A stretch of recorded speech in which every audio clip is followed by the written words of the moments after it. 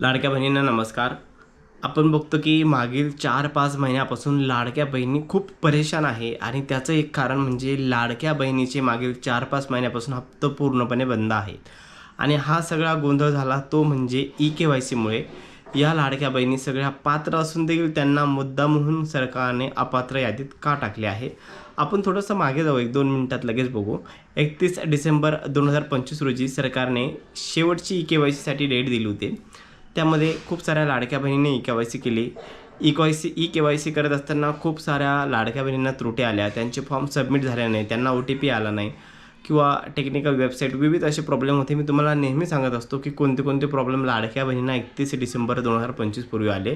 त्यामुळे लाडक्या बहिणींचा फॉर्म भरला गेला नाही आणि खूप साऱ्या लाडक्या बहिणींचे फॉर्म भरले होते. तर नंतर काय झालं की त्यांना पैसे आलेच नाही. मग तेव्हा कळलं की यांचा फॉर्म चुकला. सरकारने हो, नाही, नाही, होयमध्ये त्यांना थोडंसं कन्फ्यूज केलं होतं. त्यामुळे त्यांचे फॉर्म चुकले आणि नाईलाजाने काय झालं की ते आता त्यांना 3-4 महिन्याचे पैसे, 2-3 महिन्याचे पैसे मिळाले नाही.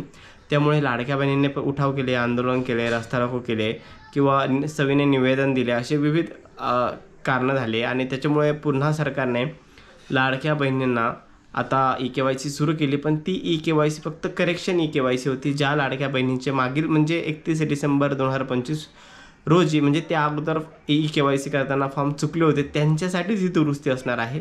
पण ज्या लाडक्या बहिणींनी फॉर्म भरलेच नव्हते किंवा फॉर्म भरला गेला नाही, सबमिट झाला नाही विविध कारणामुळे, त्या लाडक्या बहिणींना संधी नाही. अशा खूप लाखो अशा महिला अजून बाकी आहेत की त्या लाडक्या बहिणींचे त्या मागील 4-5 महिन्यापासून हप्ते आलेच नाही, पैसे आलेच नाही.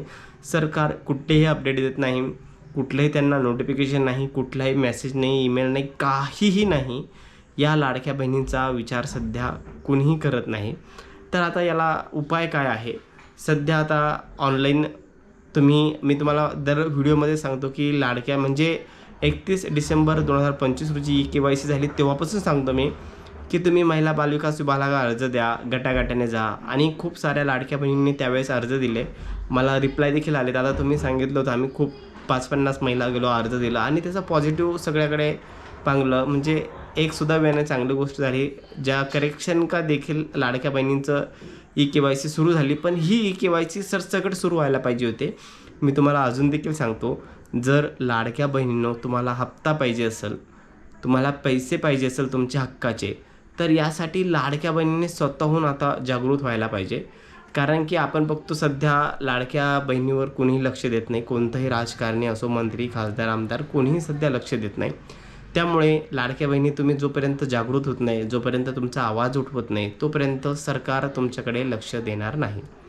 आता आपण व्हिडिओ बनवतो, व्हिडिओमध्ये काही महिलांचे कमेंट येतात, दादा आम्ही गेलो होतो महिला बालविकास विभागाला, पण ते म्हटले की वरून काही आदेश आले नाही. मी म्हणतो ना तुम्हाला, तुम्ही 1-2 जण गेले ना, तुमच्याकडे ते बिलकुल लक्ष देणार नाही. तुम्हाला कमीत कमी 100चा 200चा असा मॉप घेऊन जावं लागेल, तेव्हा तुम्ही हायलाईट होता. ओके. म्हणजे एखादी गोष्ट जोपर्यंत हायलाईट होत नाही ना, तोपर्यंत सरकार त्यावर लक्ष देत नाही. आता दुसरा तुम्हाला काय उपाय आहे तक्रार करण्यासाठी? हा एक सांगितलं तुम्हाला, एक अर्ज द्या, तिकडे तक्रार करा, महिला बालविकास विभागाला किंवा जिल्हाधिकारीकडे द्या. आणि दुसरं ऑप्शन म्हणजे ऑनलाईन. ज्या लाडक्या बहिणींना जर आता एकत्र येणं खूप सोपं नसतं लाडक्या बहिणींना, सगळ्या म्हणजे आता एका जिल्ह्यामध्ये एकत्र कसं येऊ शकतात. मग ज्या लाडक्या बहिणींना जर मेल पाठवणे किंवा ऑनलाईन तक्रार करणे सोपे होत असेल, तुम्ही आपल्या लाडक्या बहिणीच्या पोर्टलवर जा.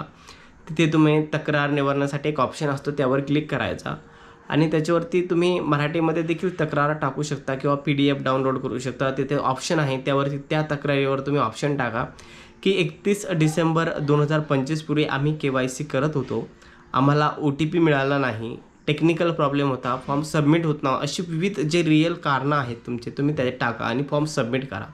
अशा जर हजारो लाखो लाडक्या बहिणींनी जर सबमिट केले फॉर्म, तर लवकरात लवकर तुमचं काम होईल. आणि दुसरी गोष्ट म्हणजे 1 नंबरचा जो काम आहे फंडा, तो खूप म्हणजे खूप प्रभावी आहे. आपण मागच्या वेळेस बघितलं की ज्या विदर्भाच्या महिला आहेत, रस्ता रोको केला, आंदोलन केले किंवा जिल्हाधिकारी यांना भेट दिली, त्यामुळे काय झालं की मीडियाने त्यांना हायलाईट केला. त्यामुळे सरकारला थोडंसं वाटलं की नाही, आता मीडियाला हायलाईट करत आहे किंवा या गोष्टी हायलाईट होत आहे, आता काहीतरी करणं गरजेचं. पण सरकारने काय केलं की अर्धवटच काम केलं, अर्धवट लाडक्या बहिणींना पैसे दिले. आणि आता काय झालं की एक गोष्ट सांगू तुम्हाला, ज्या लाडक्या बहिणींना पैसे मिळाले आणि त्या एकदम चुडीचूप शांत झाल्या, त्या आता बोलत नाही. पण ज्या लाडक्या बहिणींचे अजून पैसे बाकी आहे, त्यांची EKYC बाकी होती, त्यांचे फॉर्म सबमिट झालं नाही, या महिलांकडे आता सध्या कोणीही लक्ष देत नाही. आता जेव्हा मागच्या वेळेस जे आंदोलन झाले होते त्यावेळेस सगळ्या महिला होत्या, तुम्ही देखील होते, ते सगळे महिला होत्या, पण यामध्ये जवळपास अर्ध्या महिलांचाच फायदा झाला, अर्ध्या महिला तशाच राहिल्या. अशा लाखो महिला आहे की ज्यांना खूप गरज आहे पैशाची, त्यांना पैसे हे हक्काचे पैसे आहेत यांचे लाडक्या बहिणीचे, हे मिळायला पाहिजे होते, पण सरकारने हे दुजाभाव केला, सगळ्या लाडक्या बहिणींना दिले नाही. त्यासाठी लाडक्या बहिणींनो, जोपर्यंत तुम्ही जागृत होत नाही, जोपर्यंत तुम्ही हायलाईट होत नाही, तोपर्यंत सरकार तुमच्याकडे लक्ष देणार नाही. ही नक्की एक काळ्या दगडावरची पांढरी रेखा आहे. जोपर्यंत हायलाईट होणार नाही ना लाडकी बहीण, तोपर्यंत सरकार लक्ष देणार नाही.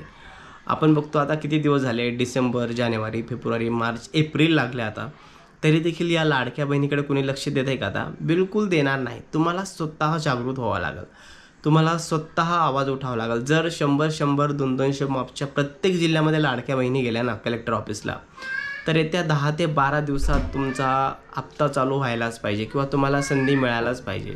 पण यासाठी लाडक्या बहिणी तुम्ही स्वतः जागृत व्हायला पाहिजे. धन्यवाद. जर लाडक्या बहिणीविषयी काही नवीन अपडेट आली तर मी तुम्हाला नक्की कळवेन, आणि नवीन असाल तर आपल्या चॅनलला सबस्क्राईब करून घ्या. धन्यवाद.